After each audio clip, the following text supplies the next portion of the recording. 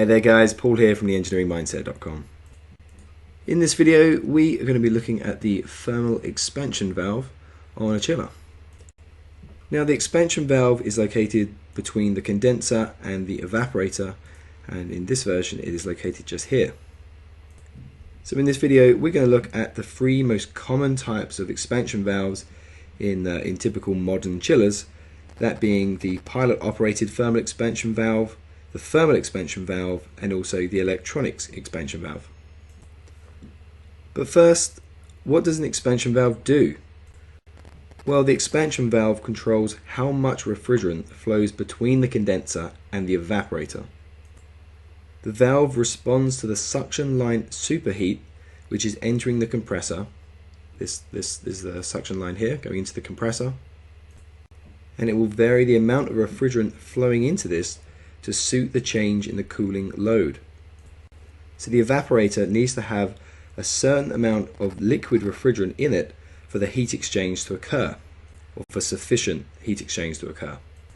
If there's a lot of superheat coming from the evaporator, then it means there's a lot of vapor in there, and that means there's not enough liquid refrigerant in the evaporator, so more needs to enter.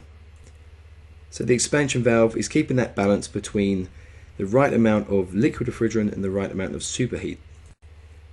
You only want vapor entering into the compressor. If liquid gets in there, too much liquid, it will break the compressor. The compressor does not like liquid entering it. So keeping the right amount of superheat entering the compressor keeps your compressor and your chiller healthy, and also allows it to run in a much more efficient manner. So the first expansion valve we're going to look at is the pilot operated thermal expansion valve. In the real world, the pilot operated thermal expansion valve will look something like this. Here we've got the pilot expansion valve located just here, and over here we've got the main thermal expansion valve. Now the refrigerant will flow from the condenser. This is the condenser here, and the refrigerant will flow into this. This is a king valve, just so you can isolate it and you can lock that off. So it will flow through this valve, up through this tube and into the base of the main expansion valve, and then up into the evaporator. To control this flow, we've got the pilot operated thermal expansion valve, and that is also fed refrigerant from the base of the condenser. This flows through this tube here into the valve. The valve decides if it can flow in or not.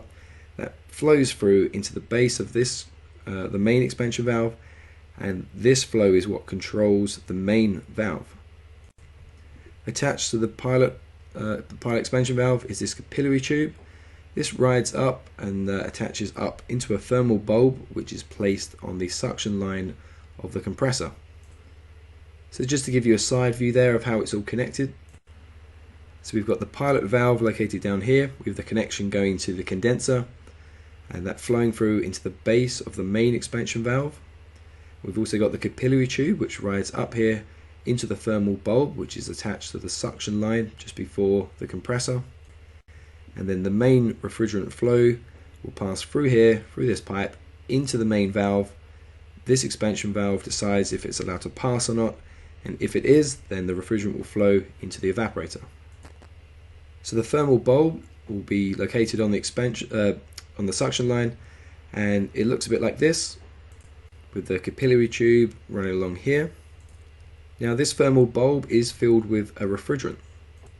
When the superheat increases, this starts to cause a heat transfer across into the bulb. Usually this is covered with an insulation. You can see here I've just cut the insulation open so you can see it. It's important I replaced it back afterwards. But the superheat will transfer its thermal energy into this bulb. The bulb is filled with the refrigerant, and that refrigerant starts to boil and expand. As that expands, it pushes refrigerant out through the capillary tube, and that causes a pressure increase in the capillary tube, and that pressure pushes all the way along the capillary tube, all the way down through it and into the top of the pilot valve.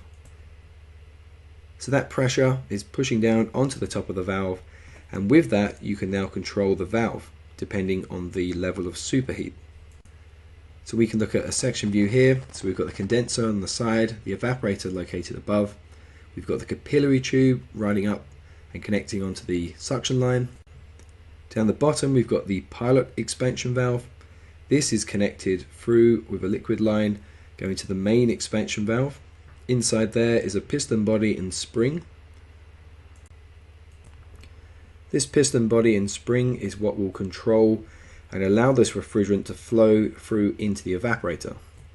So as the pressure increases in the capillary tube and it starts to build up and push down on this valve, you can see inside the valve there is a diaphragm which is connected to some push rods and then onto this valve head, which is also spring loaded.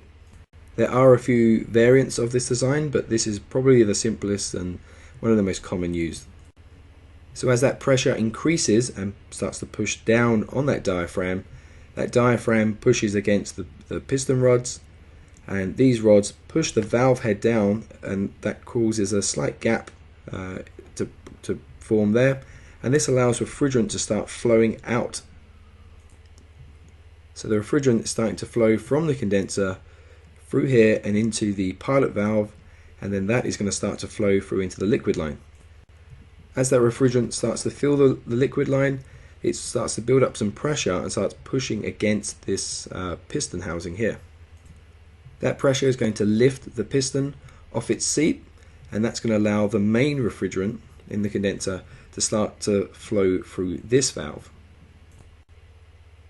When the bulb detects the maximum allowable superheat, it's at full pressure now. The refrigerant inside is fully expanded, and that's pushed down the pin rods inside the expansion valve all the way down to the maximum amount of refrigerant from the condenser is now flowing into this through the line, and has pushed the piston body completely off its seat, and that is allowing the maximum amount of refrigerant to flow into the evaporator from the condenser. The next expansion valve we're going to look at is the thermal expansion valve. In the real world, the thermal expansion valve looks something just like this. So this one is actually on an air-cooled chiller, but it's still got the flow of refrigerant coming through and then going off into the evaporator, and you've also got the equalizer valve coming through there, and attached to the top of the thermal valve is the capillary tube which goes off and measures the superheat. Now these type of valves are usually found on smaller chillers. As they start to get larger, that's when they move over to the pilot operated valve to give much better control. So the thermal expansion valve is very similar to the pilot operated one, except that it hasn't got the main expansion valve there. The thermal expansion valve is the main valve in this type.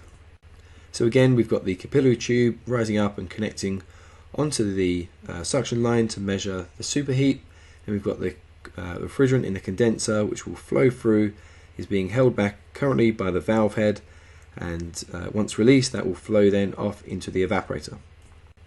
So the pressure is starting to build in the capillary tube due to the superheat transferring its thermal energy over into the thermal bulb and expanding that refrigerant. That pressure increasing and pushing down the diaphragm, which pushes down on the pins and starts to knock the valve body off of its position, allowing some refrigerant to start flowing from the condenser and into the main valve.